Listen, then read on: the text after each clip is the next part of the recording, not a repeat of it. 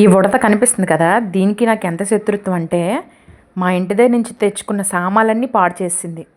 మేము మళ్ళీ ఎక్కడ ఉంటున్నాం, ఫస్ట్ ఫ్లోర్లో ఉంటాము. కింద ఇల్లు కూడా కాదు.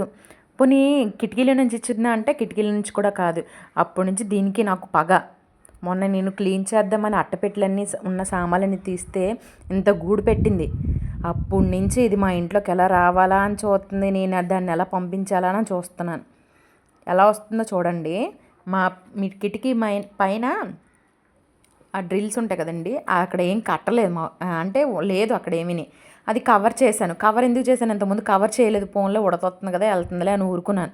కవర్ చేయడం మానేసి ఉంచానని చెప్పి ఏం చేసింది, గూడు పెట్టేసింది డబ్బాలోని. ఈ డబ్బాలో గూడు పెట్టేస్తే గిన్నెలన్నీ పాడు చేసింది. మన హనీ బర్త్డే కానీ క్లీన్ చేశాను, మళ్ళీ వచ్చేస్తుంది. దీన్ని ఇలా కాదు, ఇంకోటి ఏదైనా చెయ్యాలి అని చెప్పి చూస్తే నన్నే ఎక్కరేస్తుంది తిరిగి అది.